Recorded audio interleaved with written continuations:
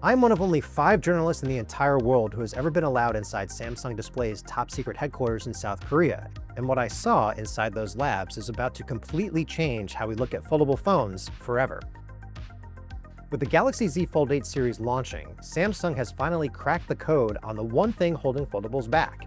It finally demoed a virtually crease-free screen that is thinner, stronger, and designed to make Apple very, very nervous. By the end of this video, you're going to see the exact torture test this screen went through, the wild new science behind it, and why the foldable wars just changed forever.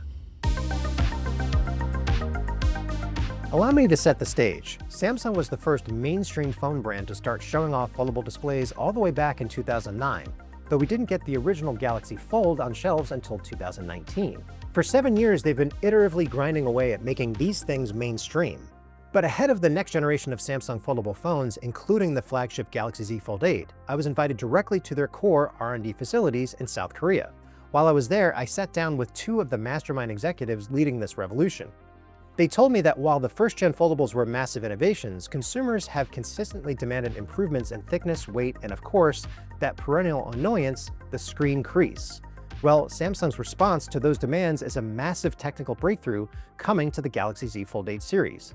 Let me introduce you to Flex Titanium. We've seen Samsung use titanium in phone frames to support overall durability, but Flex Titanium is the first time the material is implemented inside the actual display structure itself.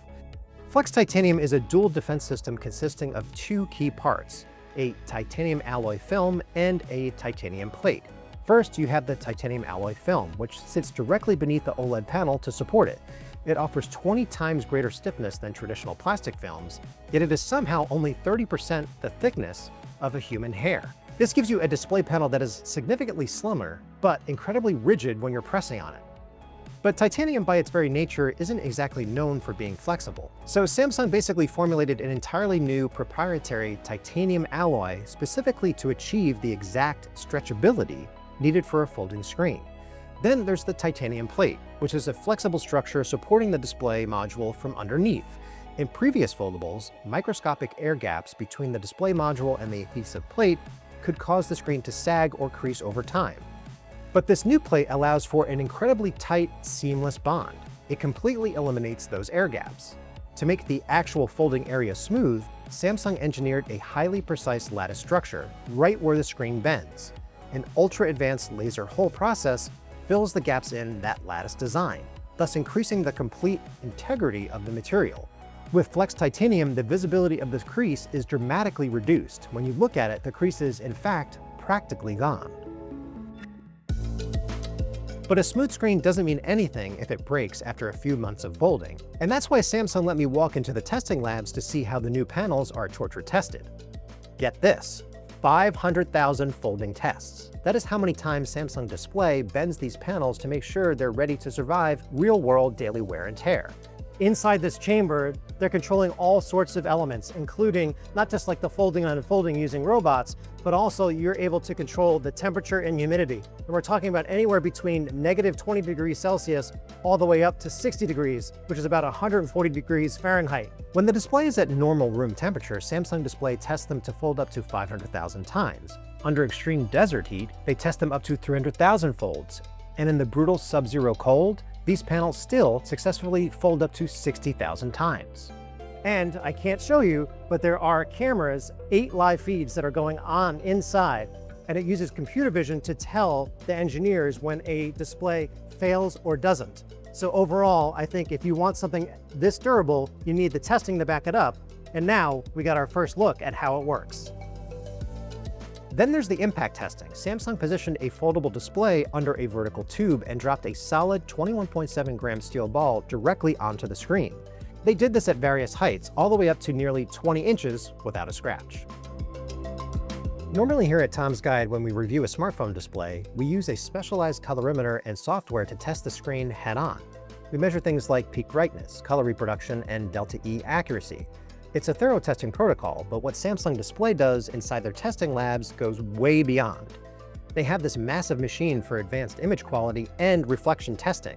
A spherical light source completely coated in a specialized barium sulfate material replicates the absolute highest light reflection rate possible.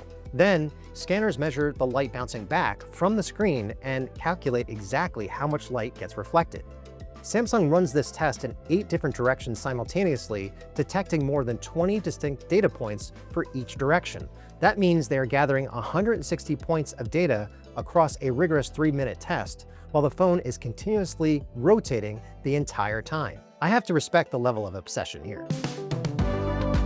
All of this precision engineering and automated torture testing brings us to the elephant in the room: Apple. It is one of the worst kept secrets in tech right now that Apple plans to finally enter the foldable phone market this coming September with a rumored iPhone Ultra or iPhone Fold.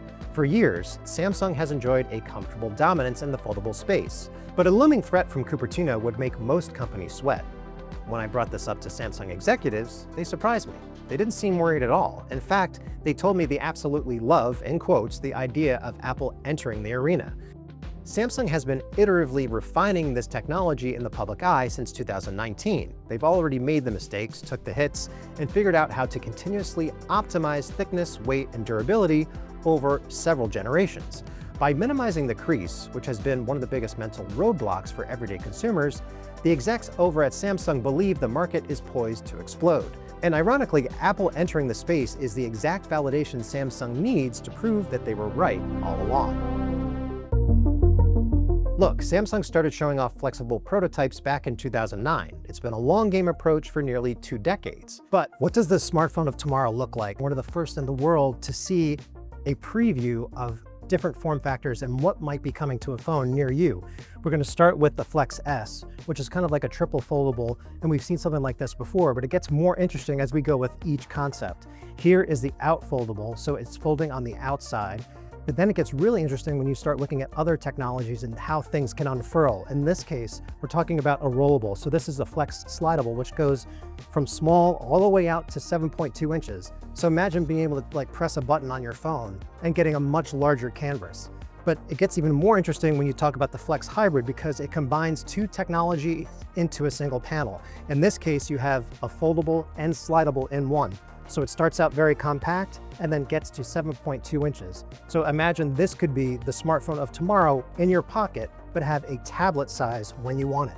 And if the Flex Titanium display finally pushes the Galaxy Z Fold 8 comfortably and completely into the mainstream and takes adoption to the next level, I'm convinced it is 100% because of the incredible science happening inside those Samsung display labs.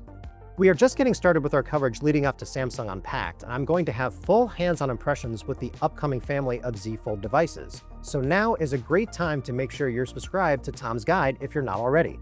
Let me know in the comments, does a completely crease-free titanium reinforced screen make you want to finally buy a foldable? And do you think Apple is arriving too late to the party? For Tom's Guide, this is Mark Spoonhour.